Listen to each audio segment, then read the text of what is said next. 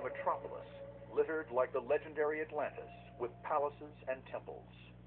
The myths of Mahabalipuram have been told for thousands of years, but were first set down in writing by William Chambers, a British traveler in the late 18th century.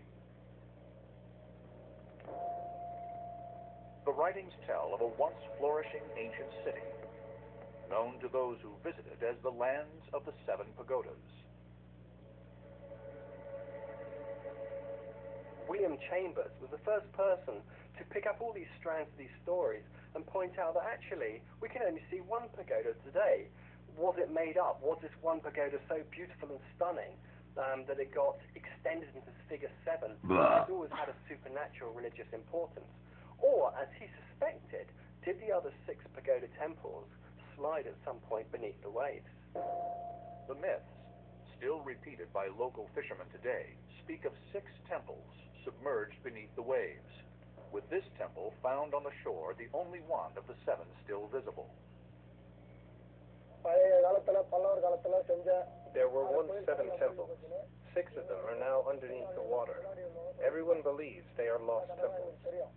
Ancient texts have revealed to archaeologists that Mahabalipuram was once a flourishing ancient port that reached its apogee in the 8th century under the rule of the Pallava kingdom.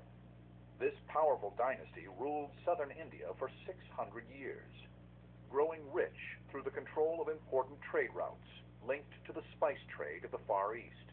In the ancient literature, Mahabalipuram is described as a very important port town. Of course, as on date, we do not know where this port was located.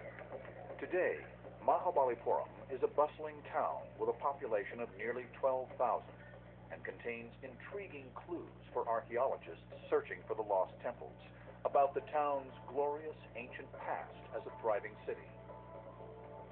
These beautifully preserved ancient structures, known as the 5 Rathas, date back to around the 7th century and were built at the same time as the missing temples. The complex is carved out of a single piece of granite rock, a technique that was used for over 1,000 years by Indian architects and engineers. One of the most impressive structures to adorn the town is one of the world's largest bas-reliefs. It also dates back to the time of the missing temples. This magnificent relief, carved in the mid-7th century, measures nearly 100 feet long by 45 feet high and covers an entire hillside. But it is this structure that may hold the key to the whereabouts of the lost temples. Known as the Shore Temple, it is one of the world's greatest ancient treasures and a sacred site that has attracted worshippers for over 1,000 years. Local people believe that this is one of the surviving temples. Remaining temples have been damaged or they have been lying submerged in the sea.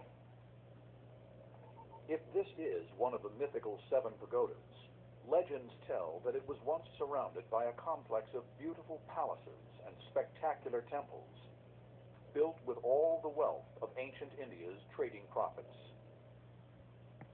A complex on par with the ancient world's most sacred sites like the Acropolis and the temples of Karnak. So, are the myths a reality?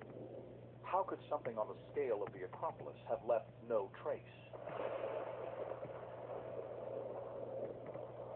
There seem to be 2 processes going on here. First of all, this coastal erosion. We know that the sand is eroding away about 1.5 feet every year. So that means 1,500 years ago, the shoreline actually would have been something like 1,500 feet further out in the sea. The eroding shoreline in the area may be responsible for causing the temples to collapse into the sea. But archaeologists have another theory for their disappearance: a huge wave.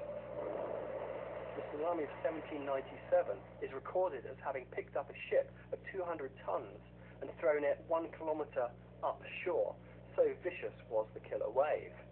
And it seems very likely these were responsible, whether in one episode or multiple episodes, we don't actually know yet, for the destruction of the 7 pagodas.